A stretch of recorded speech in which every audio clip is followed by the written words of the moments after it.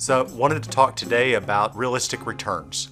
There are a lot of experts out there, a lot of influencers that talk on a regular basis about average annualized returns of 10%, 11%, even some folks out there that talk about 12% annualized returns if you invest over the long term, and then they extrapolate that and show what investors could have over decades if they had started investing.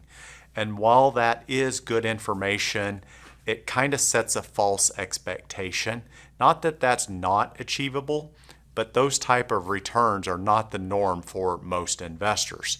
But we get the question, so I thought I would kind of lay out the top 10 things that I put together that I see that give investors the best opportunity at those type of returns, even though over certain 20-year periods, 30-year periods, the market certainly hasn't achieved that during difficult time periods. Other time periods, it has. But with all that being said, and no guarantee in those type of investing, let's talk about the top 10 traits that we see that do lead investors sometimes to maybe experience those type of returns. Number one is they got to have most or all of their money invested in the market. Many investors are never going to have all their money invested in the market because they can't live with the ups and downs. So number one, you gotta play. All your money's got to be in the market. Number two, you have to turn off the cable news, or you at least have to tune out the 24/7 drumbeat of negativity. It does nothing to help achieve your stated or goal return. Number three, you have to separate your money, your financial future, your financial well-being from politics and politicians. I know that each one of us has strong belief systems, political alliances that we believe in, parties that we believe in. But you have to separate, to be successful, in my opinion, you have to separate your money from politics. Number four, you have to avoid conspiracy theories at all costs. Even if they align with your belief system and have some thread of believability, regardless of where they're coming from, they are going to distract you from your goal of building long-term wealth.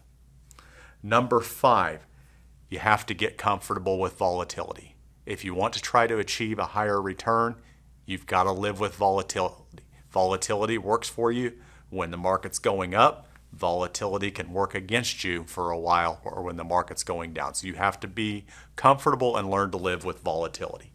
Number six, you have to limit social media and the influence that it has on your investing and financial decisions.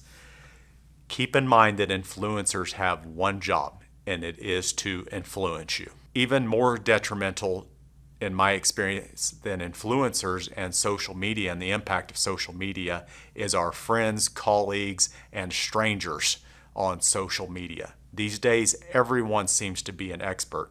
Everyone seems to have an opinion, and most of the time they have absolutely no idea what they're talking about, or the facts are not there or exaggerated. So it's very important to be able to tune that information out because it's not going to help. Number seven, do not panic sell. Stay invested. Sometimes the best thing to do in investing and in life in general is to do nothing. Number eight, this is a big one. This probably goes the furthest toward achieving a better long-term return of any single thing that you can do. Buy when no one else will.